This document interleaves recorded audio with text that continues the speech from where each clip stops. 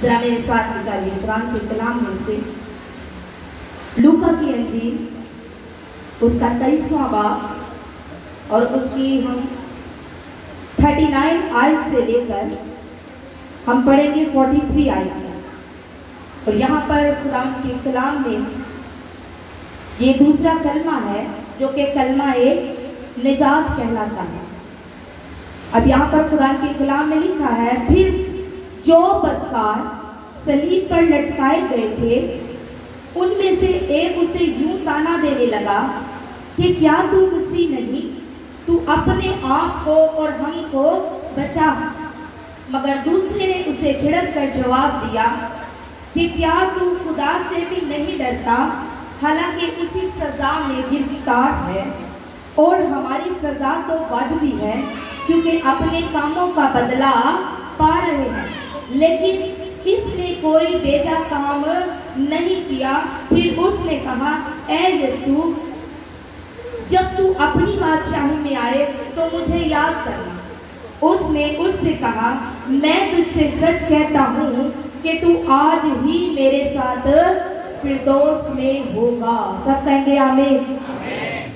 दूसरा कलमा खुदा ने यीशु मसीह की सलीब पर ये कहा गया दूसरा कलमा है और ये कलमा निजात कहलाता है कि मैं तुझसे सच कहता हूँ कि तू आज ही मेरे साथ फिरदौस में होगा। अब बात करें निजात की, क्योंकि ये कलमा निजात का कलमा है, तो निजात के मायने छुटकारे के, निजात के मायने रिहाई के, निजात के मायने कफारे के। अब यहाँ बात करें निजात की, तो निजात जो है ये 4 अल्फाजों का मजमुआ है, नून जीम अलिफ और ते, और 4 का अदद जमीन को जाहिर करता है, क्योंकि जब हम 4 की बात करें तो जमीन के 4 कोने, जमीन की 4 हवाएं। और अगर आप मत्ती की अंजील में जाएं तो वहां पर लिखा है कि जब खुदा यीशु मसीह के कपड़े उतारे गए तो उनके कपड़ों के जो हिस्से भी किए गए वो भी 4 थे। ये मत्ती की अंजील के अंदर लिखा है।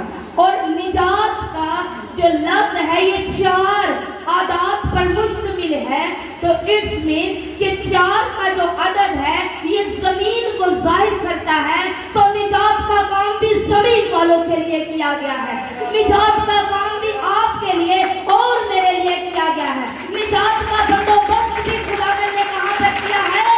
जमीन पर। और बाइबल मुकद्दस के अंदर जब हम यशाया की किताब को पढ़ते हैं तो वहां पर यशाया एक पेशन कोई बड़ी खूबसूरत तरीके से करता है। वहां कहता है कि मैंने अपने बेटे को बहुत सी कौमों के लिए नूर मुकर्रर किया ताकि जमीन के चारों कोनों तक निजात की खुशखबरी पहुंच जाए। हालेलुया। ये चारों कोनों के यशाया इसकी पेशन गोई करता है कि मैंने अपने बेटे को नूर मुकर्रर किया ताकि जमीन के चारों कोनों पर निजात की खुशखबरी पहुंची जाए। हालेलुया। ये कलमा क्या है? निजात है। और अगर हम नए अहदनामा में आते हैं तो नए अहदनामा के अंदर भी हमें एक बड़ी खूबसूरत पेशन कोई मिलती है यूहन्ना की मार्फत। और यूहन्ना कहता है, देखो ये खुदा का बर्रा है जो दुनिया के गुनाह उठा लिए जाता है, यानी कि ऑल ऑफ द वर्ल्ड, पूरी दुनिया के गुनाह उठा लिए जाता है। निजात का कलमा 4 इंसानों पर मुश्तमिल है। और निजात का काम कहाँ पर हुआ? जमीन पर। जमीन पर खुदा ने निजात का काम किया सलीब के वसीला से। थोड़ा सा आगे बढ़ते हैं। अब हम यहाँ पर खुदा के कलाम में से देखते हैं कि सलीब पर खुदा ने यीशु मसीह के साथ हमें 2 डाकू नजर आते हैं। सलीब दरमियान में और इर्द-गिर्द 2 डाकू हमें नजर आते हैं। और यहाँ पर हमने पढ़ा है कि फिर जो बदकार सलीब पर लटकाए गए। अब सलीब पर लटकाए गए बदकार और उसके साथ खुदा यीशु मसीह के साथ ये साया की पेशन कोई पूरी होगी, क्योंकि वो बातें जो खुदा अपने नबियों की मार्फत कह चुका था, खुदा उन बातों को भी चाहता था कि वो बातें भी पूरी हों, क्योंकि उनकी पेशन गोइयों की तकमील का क्या है? ये वक्त था कि वो पेशेंट गोलियां जो पहले खुदा यीशु मसीह की मार्फत हो चुकी थी, वो पेशेंट गोलियां भी पूरी होना जरूर थी।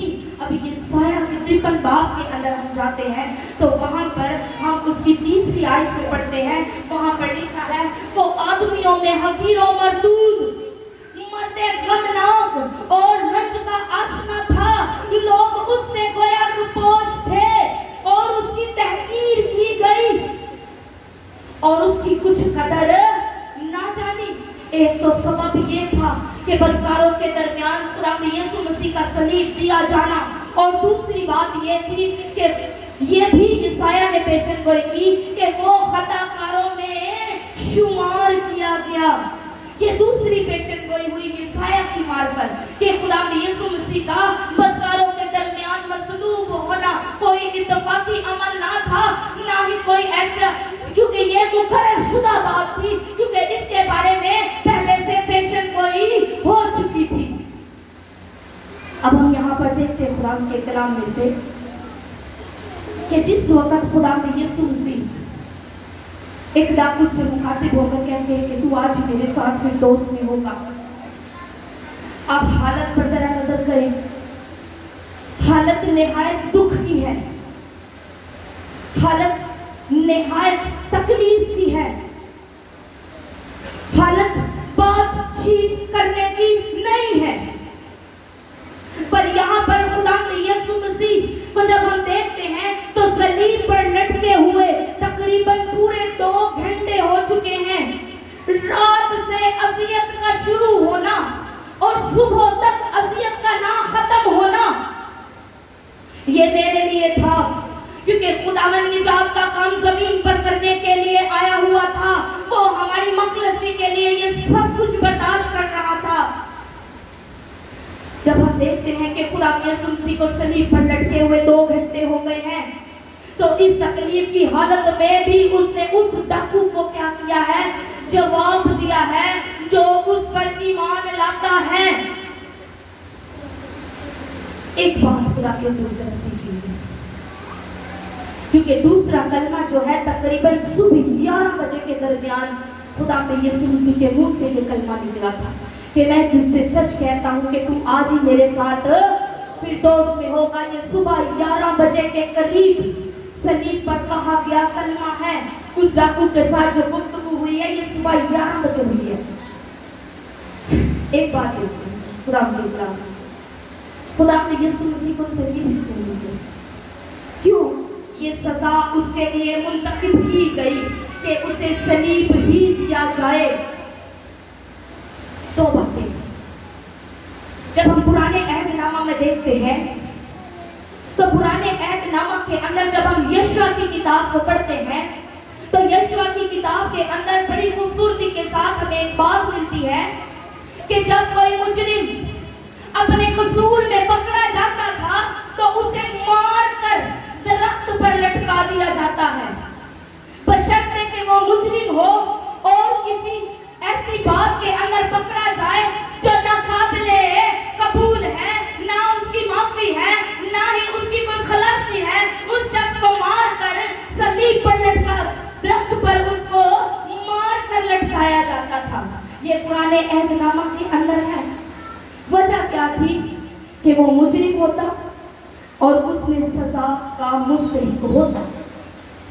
अब जरा बात करें सलीब की, तो जब हम गलतियों के खत के अंदर जाते हैं तो वहां पर खुदा के कलाम के अंदर 3 बाब की 13वीं आयत के अंदर लिखा है, मसीह जो हमारे लिए लानती बना उसने हमें मुंह लेकर शरीयत की लानत से छुड़ाया, क्योंकि लिखा है जो कोई लकड़ी पर लटकाया गया है वो क्या है, लानती है। मेरी खातिर और आपकी खातिर मसीह लानती बना। जब मैंने इस बात को पढ़ा तो मेरे दिल के अंदर बहुत ज्यादा गम हुआ। मैंने कहा खुदा मेरे लिए तूने लानत को भी बर्दाश्त किया।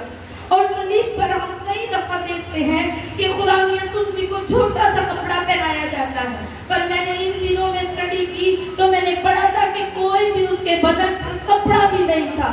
आप ये देखें, इस मौत के हकदार हम थे, पर ये सलीबी मौत, ये लानती मौत उसने अपने ऊपर ले ली। दिया जाना बिल्कुल कलाम मुकद्दस के ऐन मुताबिक था, ताकि वो हमें शरीयत से आजाद कराकर उसे हमें मूल ले लिया है, अपने खून देकर आगे बढ़ते हैं थोड़ा सा। क्योंकि सलीब जैसी सजावार का जो सजा है, उसका जो सजावार होता है वो लामती करार दिया जाता है। क्योंकि ये सजा जो होती थी ये संगीन किस्म के मुजरिमों को दी जाती थी। अवाम ऐसे लोगों की मौत पर आंसू नहीं बहाते थे, बल्कि उनके मर जाने पर पीछे खुशी, पीछे जश्न मनाया जाता था। वो समझते थे अच्छा हुआ कि जमीन पर से हर तरह की बुराई खत्म हो गई है। जिनको सलीबी मौत दी जाती थी पुराने ऐहदनामा के अंदर, उनके पीछे हुक्म ये था कि इनके सलीब दिए जाने के बाद आंसू बहाए ना जाएं। अपने यीशु के बारे में आपका क्या ख्याल है? सलीब का आगाज हुआ कहाँ से था? ये एक कौम, फरीके कौम, जिन्होंने सलीब की सजा की पहल की थी, फिर दूसरी कौमों ने की और आखिरकार रोमियों ने भी बड़े पैमाने पर इस सजा का इस्तेमाल किया। किसने? रोमियों ने भी, जिन्होंने खुदा यीशु मसीह को मसलूब किया था। और हाकम जो उस वक्त थे, खुसूसन यहूदी कौम, यहूदी अवाम, क्योंकि वो ये तासुर देना चाहती थी कि यीशु भी इन डाकुओं में से किसी एक की मानिंद संगीन जुर्म में पकड़ा गया है, जिसकी कोई भी प्रकाश नहीं हो सकती। अब खुदा ने यीशु मसीह का मरना सलीब पर हमारे लिए आंसू बहाना नहीं, क्योंकि वो जमीन पर आया ही इसलिए था ताकि हम उस पर ईमान लाए, और जो कोई उस पर ईमान लाता है वो हलाक नहीं होता बल्कि हमेशा की जिंदगी का वारिस बन जाता है। पीछे खुदा ने यीशु मसीह का जो बैक साइड पर बताने का मतलब ये था, वो यही था। अब जब दूसरे मुजरिमों की मौत होती थी तो लोग उनके लिए आंसू नहीं बहाते थे। आज हमारे खुदा ने यीशु मसीह की सलीब के सबब से हम में से कोई भी आंसू नहीं बहाता, क्योंकि वो बड़ी दलेरी अपने लोगों को देख कर गया है। उसने कहा मेरा जाना जरूर है, मेरा मरना जरूर है, ताकि तुम्हारे लिए निजात का पूरा पूरा काम और पूरा पूरा बंदोबस्त हो सके। खुदा ने यीशु मसीह की मौत भी हमारे लिए खुशी का सबब है, हमारे लिए शांति का सबब है, हमारे लिए मातम का सबब नहीं है। खुदा ने यीशु मसीह की मौत हमारे लिए मातम का सबब नहीं है, क्योंकि इसके बारे में बड़ी खूबसूरत बात लिखी है। यूहन्ना अपने खत के अंदर कहता है, क्योंकि खुदा ने अपने बेटे को दुनिया में इसलिए भेजा ताकि दुनिया पर सजा का हुक्म ना करे, बल्कि उसके वसीला से दुनिया निजात पाए। हालेलुया। कुरान के कलाम में एक डाकू इकरार करता है खुदा से, कहता है,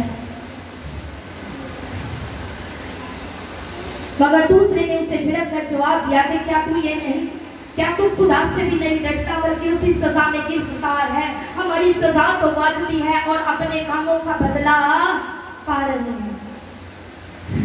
यहाँ पर हम डाकू की तब्दीली को देखते हैं सलीब पर। तब्दीली का सबब क्या था? तब्दीली का सबब वो कहा हुआ पहला कलमा था, जो खुदा ने यीशु मसीह ने पहला कलमा जो अपने मुंह से अदा किया, उसे कहा कि बाप इनको माफ कर। खुदा की यीशु मसीह की इन कलमात की वजह से उस डाकू की निगाह खुदा पर चली गई। उसने कहा कि ये वो ही बढ़ रहा है जो दुनिया के गुनाह उठा लिए जाता है, तो ये मुझे भी माफ करने की कुव्वत और कुदरत रखता है। वो अपने गुनाह का, अपनी कमी का इकरार करता हुआ हमें नजर आ रहा है और अपने गुनाह का इकरार भी कर रहा है। और बाइबल मुकद्दस इसके बारे में कहती है कि जो कोई अपने गुनाहों का इकरार करके उसे तलब करेगा, खुदा की रहमत उस पर होगी और रहमत निजात की सूरत में होगी। मैंने इसे एक और मान लिया, मैंने कहा ये खुशखबरी का कलमा हमारे जमीन वालों के लिए खुदा ने पीछे खुशखबरी छोड़ दी, अपनी सलीबी मौत को वसीला की। हालेलुया। खुदा ने यीशु मसीह ने कहा, मैं तुझसे सच कहता हूँ कि तू आज ही मेरे साथ फिरदौस में होगा। बात करें फिरदौस की,